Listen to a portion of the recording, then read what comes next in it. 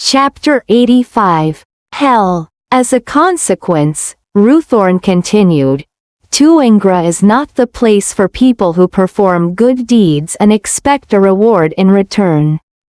Instead, they receive their merits by inventing an imaginary heaven, as their souls have intended, and then they have to wait to be reborn into the old world again to change their behavior.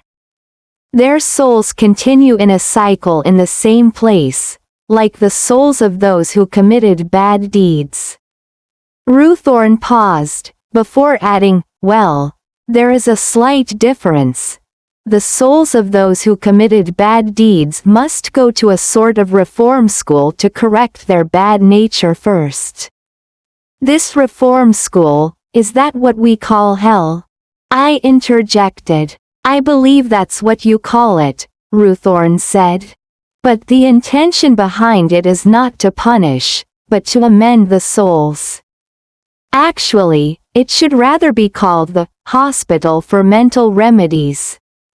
But I have to tell you that this place doesn't exist. It's only an illusion that you created.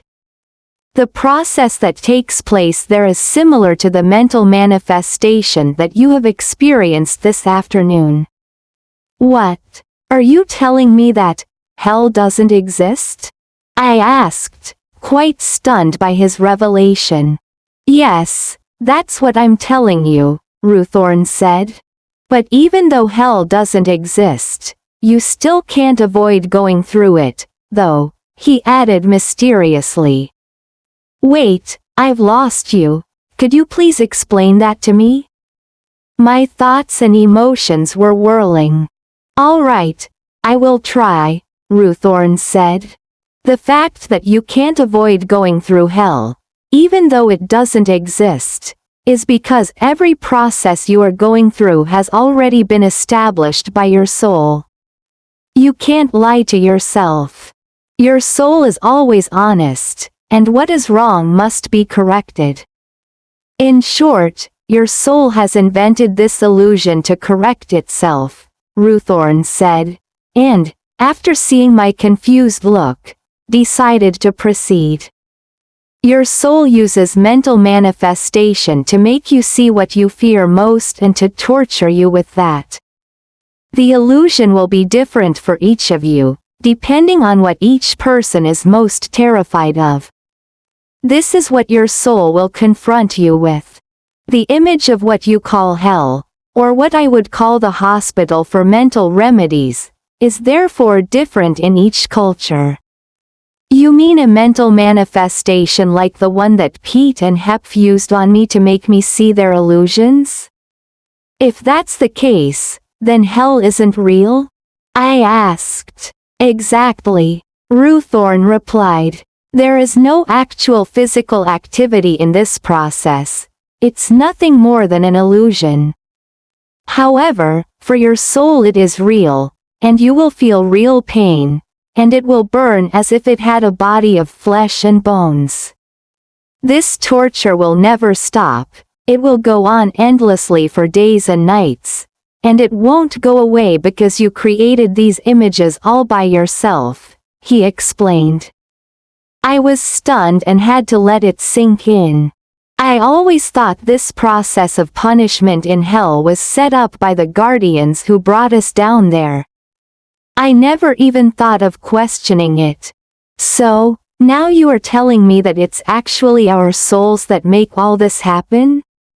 I asked him. Absolutely, Ruthorn confirmed. And they do it because our souls love us, and they want us to repent. They want to change our quality into love, which is the quality of the souls, and because this is the ultimate goal that needs to be achieved in your world. It's the ultimate goal that everyone has to accomplish. This is the core of the universe, that all beings do their part to help every single being realize what it means to give true love. But unfortunately, most people in your world ignore this state of pure love, and many of them have never thought of it at all. Some of them may have considered it at one stage of their life but didn't understand why they should do it. Others sincerely tried to do it, but they still expected something in return, so that didn't count. And finally, a few individuals have learnt about this process and have been trying to apply it, but unfortunately, they were misled by their religions that didn't allow them to access this vital information, Ruthorn explained. It seems to me that all the processes you mentioned are set up for the sole reason to turn the conscious mind into pure love, I commented. Precisely, Ruthorn said and clapped his hands in agreement. This is the key to solve all the problems of all people in your world. I specifically say, in your world, since this problem doesn't exist anywhere else in the universe. From now on, I must ask you to learn and put into practice all of these methods until you become proficient. Always revise what you do and apply these methods strictly. I'm telling you this because you will need this set of skills very soon. All right, Ruthorn said, getting up and straightening his robes. That's all for now, I should let you rest in your room. And don't forget that you have an appointment with God on the hilltop tonight, he added. I can take Tim there, Pete offered. Well, thank you very much, Ruthorn, and thank you, Pete, I replied politely. Come, follow me. I will show you to your room, Pete said, leading the way. We had talked for so long that it was almost evening now. The sky had turned golden yellow with a tint of purple.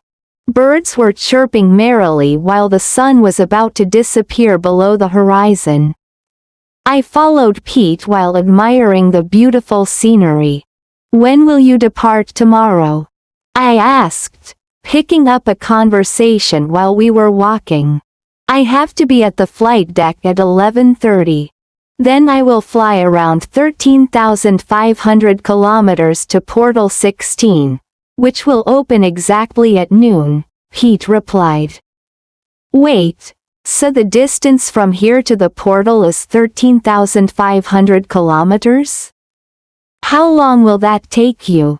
I asked, convinced that he had made a mistake. Well, I don't have to rush. I've calculated some extra time in. So if I travel at the highest speed, I'll reach the portal in less than 20 seconds. Wow, 13,500 kilometers in 20 seconds, that's incredibly fast. Yes, it is, Pete confirmed. Our spaceships are the fastest in the universe. They can reach a speed of 700 kilometers per second. One pilot who used to fly to your world regularly once told me that our spaceships can go around the planet in a little less than 1 minute. Wow, within a minute! I exclaimed, very impressed. Right, and that without having to accelerate. I mean, we don't have to increase the speed gradually from 0 to 10. We only have to set the speed that we want to travel at and the ship will immediately rev to that speed, Pete explained. That's why people who spot our spaceships assume that our ships can become invisible. They see our spaceships magically appear before their eyes when we arrive, and when it's time to leave, we just take off within a split second. That's the way it works. That sounds really fascinating. It is, he replied with a proud smile on his face. How does it feel to pilot a ship like that? I guess you must be very thrilled, I asked. Well, I have to say that I was excited at the beginning, but not so much now, Pete admitted. Actually, what excites me more is to visit your world. As I have heard from Ruthorn and from others who had already been there, I believe you now have a severe crisis on your world, haven't you? Pete asked. Since my arrival here, and after what I have seen, I have discovered that I can now view both worlds with a better perspective. I never thought much about it before, but there are so many things in my world that are wrong, and, as you have rightly pointed out, they are now facing a major crisis, I admitted. Do you have any suggestions on what could be done to help your world? Pete asked. I'm afraid I don't have much to suggest. I think you already know how bad the situation is.